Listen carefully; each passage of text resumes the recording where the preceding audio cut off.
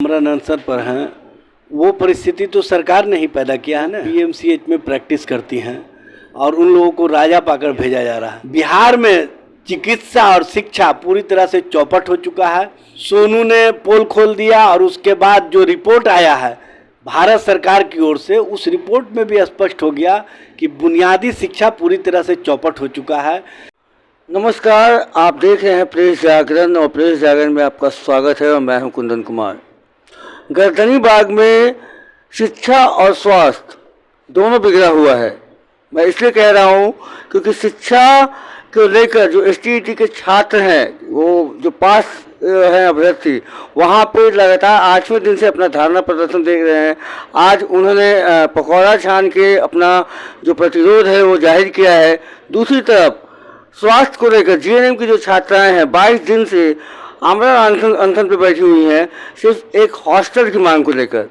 सरकार की जो ये नीति है कि शिक्षा और स्वास्थ्य जो फंडामेंटल राइट होता है किसी भी देश, जो भी भारत देश में है उनका, और उसी को लेके एक तरफ होने वाले शिक्षक और एक तरफ होने वाली नर्सेस दोनों अनशन पे बैठे हुए हैं। एक तरफ पकौड़ा तला जा रहा है तो एक तरफ आमरण अनशन चल रही है। हमारे साथ मौजूद है इस मुद्दे पे बात करने के लिए राजद के प्रवक्ता एजाज अहमद जी। आइए हम उनसे जानते हैं।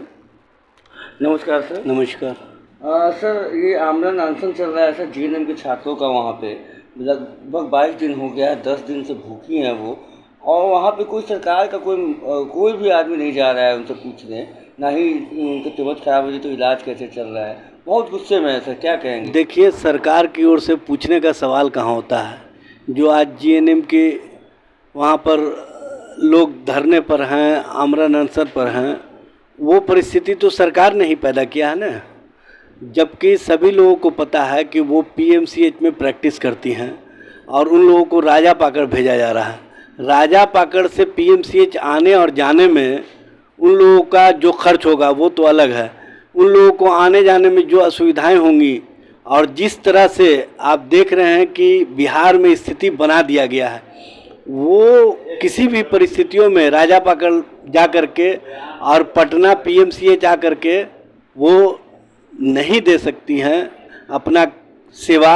इसलिए ऐसे मामलों से बचने की आवश्यकता है और सरकार को चाहिए कि पटना में ही कहीं प्राइवेट जगह पर उन लोगों के लिए रहने की व्यवस्था करवा दे, या सरकार के पास बहुत सारे बिल्डिंग्स खाली पड़े हुए हैं, उन बिल्डिंगों को हायर करके तत्काल व्यवस्था कराने की कार्रवाई करे।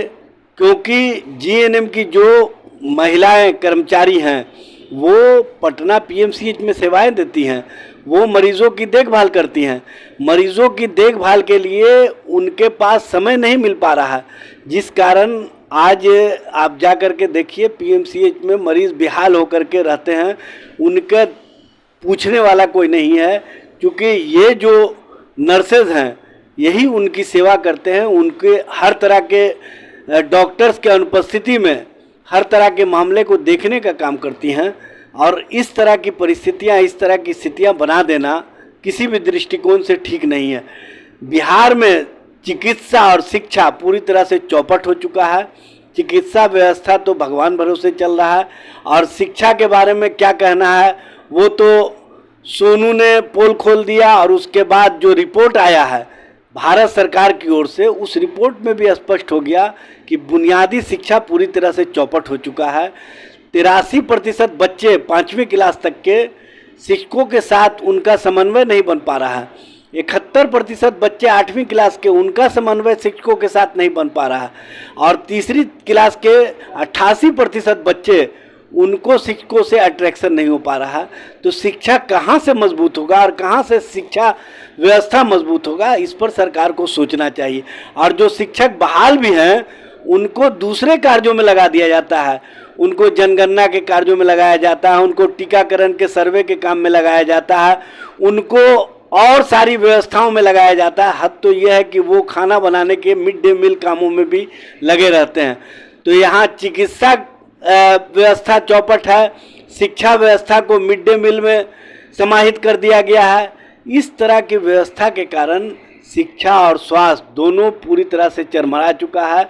और जो बहाली की प्रक्रिया है, जो एसटीईटी किए हुए साल भर से ऊपर हो गए हैं, उनको बहाल जिस दिन वो एसटीईटी पास किए थे उसी दिन उन लोगों को परवाना मिल जाना चाहिए था बहाली का।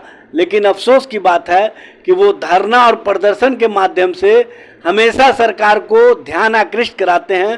तो सरकार एक डेट मुहैया करती है, फिर उस डेट पर बहाली की प्रक्रिया को कहीं ना कहीं टाल दिया जाता है। तो डेट पर डेट देने वाली, तारीख पर तारीख देने वाली जो प्रक्रिया है, उसके कारण बिहार में अव्यवस्था की स्थिति फैल गई है। नौजवान जो उम्मीद लेकर के एसटीईटी पास किए हैं कि अब हमको नौकरी मिल जाएगा, उनके भविष्य के साथ तो खिलवाड़ हो ही रहा है, उनके परिवार के भविष्य के साथ खिलवाड़ हो रहा है।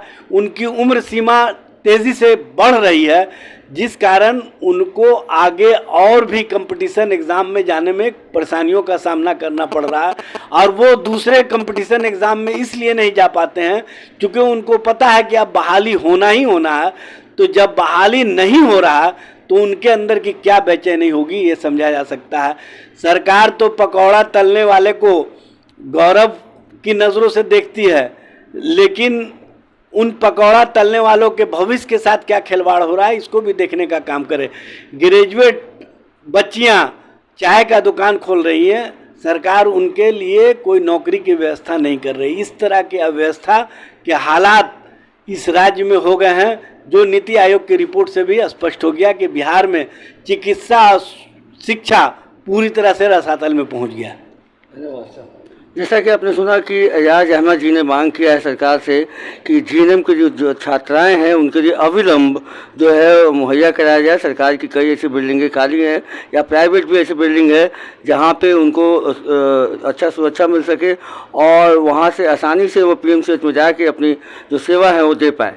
और उन्हें नीति आयोग का भी जिक्र किया है जिसमें शिक्षा और स्वास्थ्य का जो है वो उसमें पोल खोला गया है, उसके बारे में भी उन्होंने जिक्र किया है। बहरहाल बने रहिएगा आगे की खबरों के लिए प्रेस जागरण के साथ। तब तक के लिए धन्यवाद।